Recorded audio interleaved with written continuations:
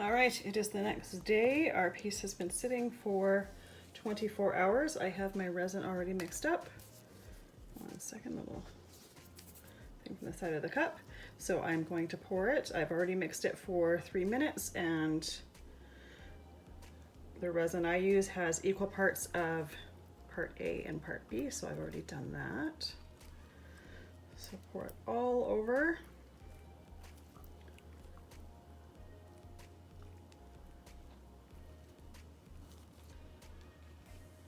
And these silicone cups and tools are great for if you like to do resin and want to be able to reuse your tools. So I'll show you at the end of this course how to clean them easily, make them ready for being reused.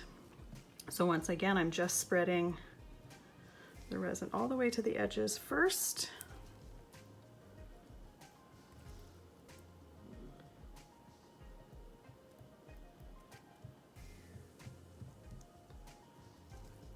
And then I'm going to go over the sides.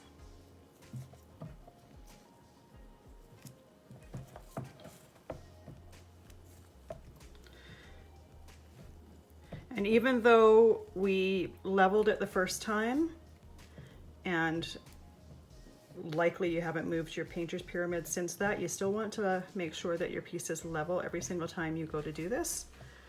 Just at the off chance that something has shifted, we want to make sure that we've got a nice even coat. We don't want our resin all floating to the lower end. And it's really easy to be able to feel around the sides to make sure that everything is covered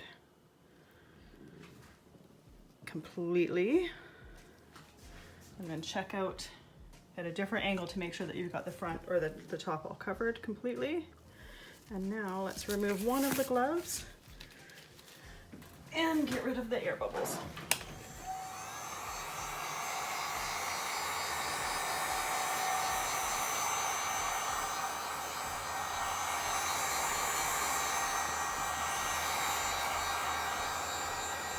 So once again, the heat gun is just on a low setting, and I move in and around. You don't want to get too close to it because you can scorch your resin if you get too close to it, but you'll find that the bubbles pop super easy. If by chance you have a stubborn one, you can stay over the area for a little bit, but I'm a couple inches away. And you'll also find the heat from the heat gun helps your resin to clear up, even out. All right, so most of the bubbles are popped. I'm gonna watch it once again for the first half an hour to an hour or so, popping bubbles as I see them come. As well as picking out little dust bits that might happen to fall into there. In order to protect it, clear container over top of it while it's curing, and that's gonna help prevent some dust from getting into there, but you do still wanna check it periodically to see if something happened to manage to get in there, even though if it's covered. Dust seems to be attracted right to resin, so you definitely wanna keep your eye on it for the first several hours to check on that. So we'll see you tomorrow, and we will get ready for our third layer.